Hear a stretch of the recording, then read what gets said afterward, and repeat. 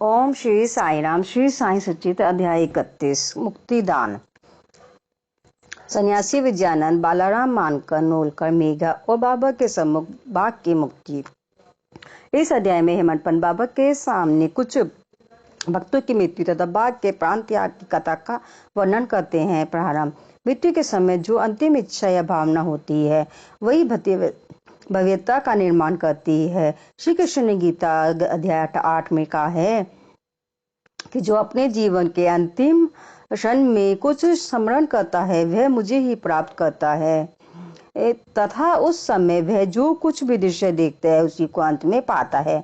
यह कोई भी निश्चयात्मक रूप से नहीं कह सकता कि उस क्षण हम केवल उत्तम विचार ही कर सकेंगे। जहाँ तक अनुभव में आया है कि ऐसा प्रतीत होता है कि उस समय अनेक कारणों से भयभीत होने के कारण की संभावना अधिक होती है। इसके अनेक कारण है, इसलिए मन को इच्छा अनुसार किसी उत्तम विचार के चिंतन में ही लगाने के लिए नित्याभ्यास अत्यंत आवश्यक है। इस कारण सभी संतों ने हरि सम्मान और जप को ही श्रेष्ठ बताया है, ताकि मृत्यु के समय हम किसी घरेलू उलझन में ना पड़ सके। अतः ऐसे अवसर पर भक्तगण पूर्णतया संतों के शरणागत हो जाते हैं, ताकि संत जो कि सर्वज्ञ हैं उचित पथ प्रदर्शन कर हमारी यथेष्ट सहायता करे। इसी प्रकार के कुछ उदाहरण नीचे दिए जाते हैं। विजयानंद। एक मद्रासी सन्यासी विजयानंद मानसरोवर की यात्रा करने निकले। मार्ग में वे बाबा की कीर्ति सुनकर शिरडी आए। यह उनकी भेंट हरिद्वार के सोमदेव जी स्वामी से हुई और उन्होंने मानसरोवर की यात्रा के संबंध में पूछताछ की। स्वामी ने उन्हें बताया कि गंगोत्री से मानसरोवर 500 मील उत्तर की ओर था। मार्ग में जो कष्ट होते हैं उनका भी उल्लेख किया, जैसे कि बर्फ की अधिकता, 50 कोस तक भाषा में भिन्नता तथा भूटान वासियों के संशय स्वभाव जो यात्रियों को अधिक कष्ट पहुंचाया करते हैं। यह सब सुनकर सन्यासी का चित्त उदास हो गया और उसने यात्रा करने का विचार त्याग कर मस्जिद में जाकर बाबा के श्री चरणों में का स्पर्श किया। बाबा क्रोधित होकर कहने लगे, इसने कब में सन्यासी को निकालो यहाँ से, इसका संग करना व्यर्थ है। सन्यासी बाबा के स्वभाव से पूर्ण अपरिचित था। उसे बड़ी निराशा हुई, परंतु वहाँ जो कुछ भी गतिविधियां चल रही थी उन्हें वह बैठे बैठे ही देखता रहा। प्रातः काल का दरबार लोगों से ठसाठस भरा हुआ था और बाबा को यथाविधि अभिषेक कराया जा रहा था। कोई पाद परिशीलन कर रहा था तो कोई चरणों को छू कर तथा कोई तीर्थ स्पर्श से अपने नेत्रों को सफल कर रहा था। कुछ लोग उन्हें चंदन का लेप लगा रहे थे तो कोई उनके शरीर में इत्र ही मल रहा था। जाति बाती का भेदभाव भुलाकर सब भक्ति कार्य कर रहे थे। यदि बाबा उस पर क्रोधित हो गए थे तो भी सन्यासी के हृदय में उनके प्रति बड़ा प्रेम उत्पन्न हो गया था।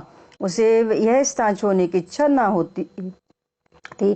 2 दिन के पश्चात ही मद्रास से पत्र आया कि उसकी माँ की स्थिति अत्यंत चिंताजनक है, जिसे पढ़कर उसे बड़ी निराशा हुई और वह अपनी माँ के दर्शन की इच्छा करने लगा। परंतु बाबा की आज्ञा के बिना वह शिरडी से कैसे जा सकता था। इसीलिए वह हाथ में पत्र लेकर उनके समीप गया और उनसे घर लौटने की अनुमति मांगी। त्रिकालदर्शी बाबा को तो सब भविष्य विदित ही था।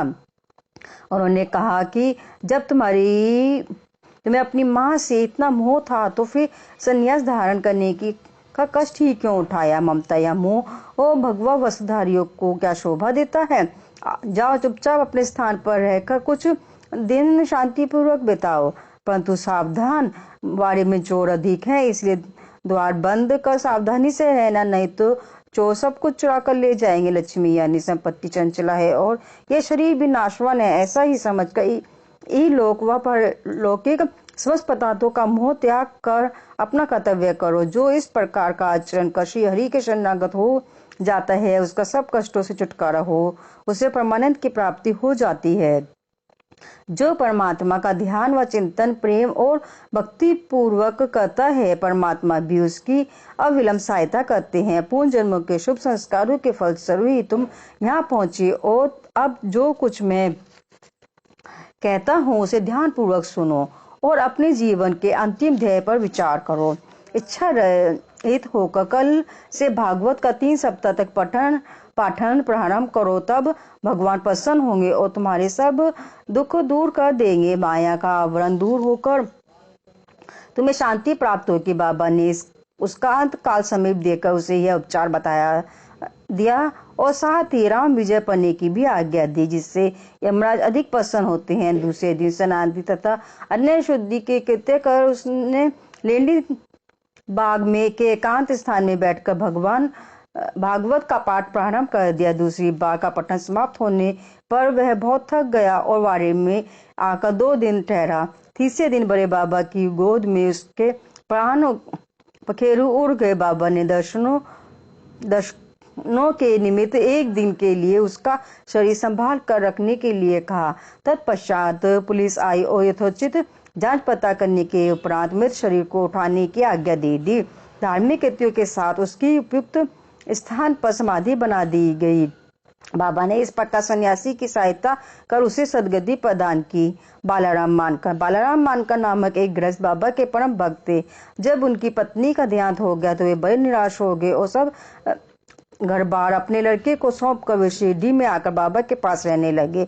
उनकी भक्ति देखकर बाबा उनके जीवन की गति परिवर्तित कर देना चाहते थे, इसलिए उन्होंने उन्हें 12 रुपए देकर मिच्छगढ़ जिला सातारा में जाकर रहने को मानकर की इच्छा तो उनका सानिध्य छोड़कर कहीं जाने की न थी, परंतु बाबा ने उन्हें समझाया कि तुम्हारे कल्याणी थी, मैं है उत्तम उपाय तुम्हें बतला रहा हूँ, इसलिए वहां जाकर दिन में 3 बार प्रभु का ध्यान करो।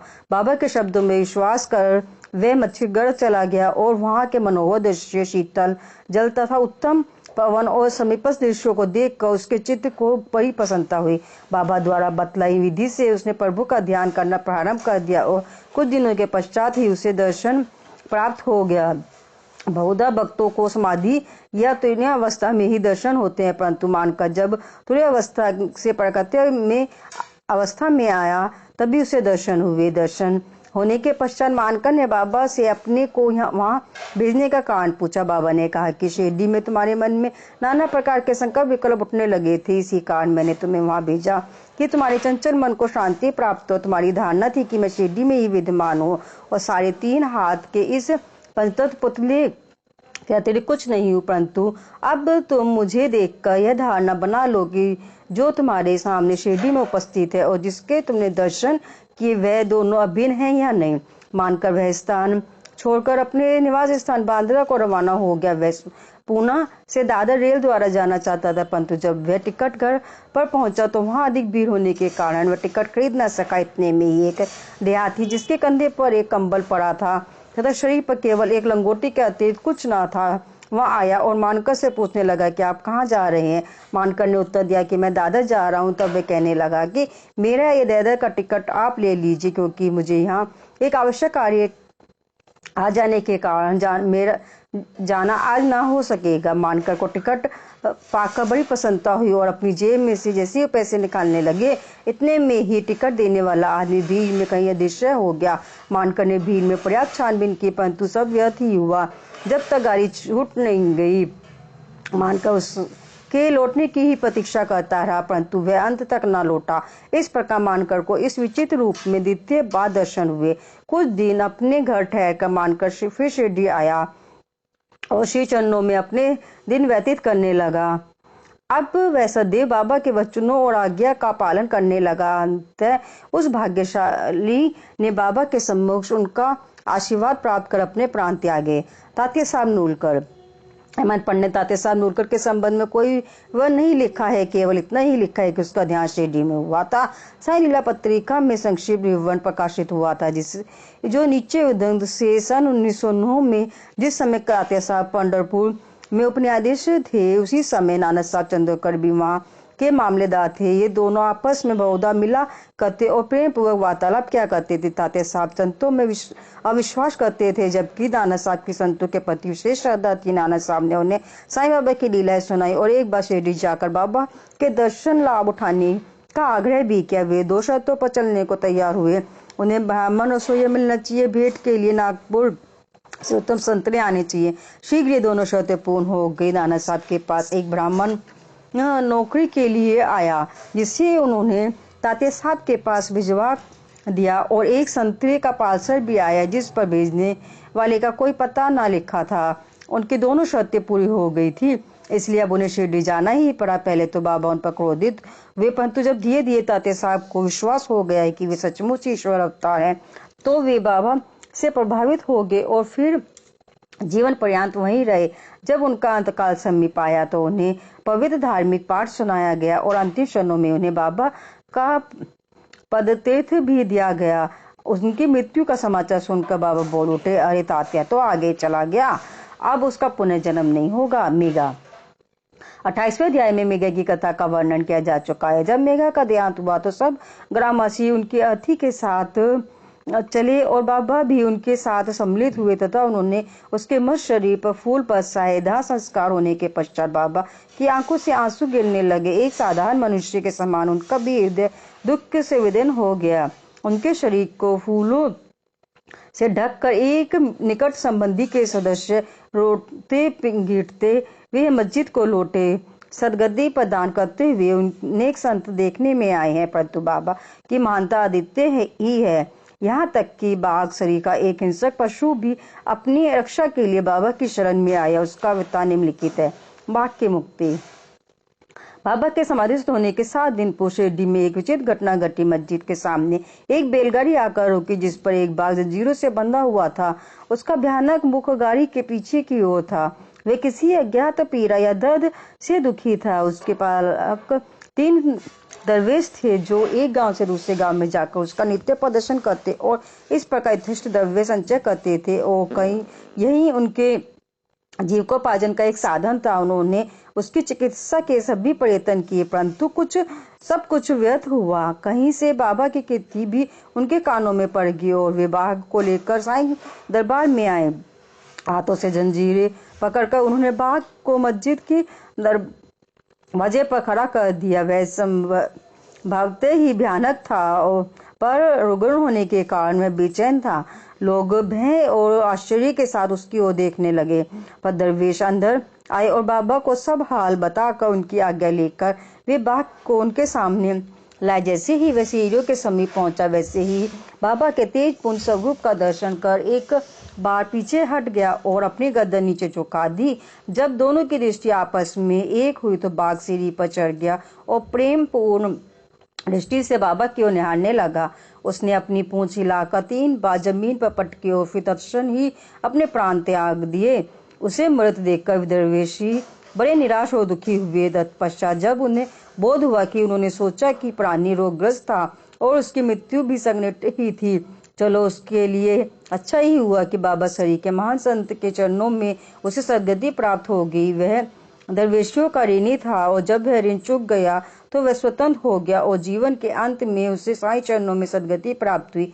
जब कोई प्राणी संतों के चरणों पर अपना मस्तक रखकर प्राण त्याग दे तो उसकी मुक्ति हो जाती है। पूर्ण जन्मों के शुभ संस्कारों के अभाव में ऐसा सुखद अंत प्राप्त होना कैसे संभव है। श्री सद्गुरु साईनाथ परमस्तु शुभम भवन्तु। ओम श्री साई राम।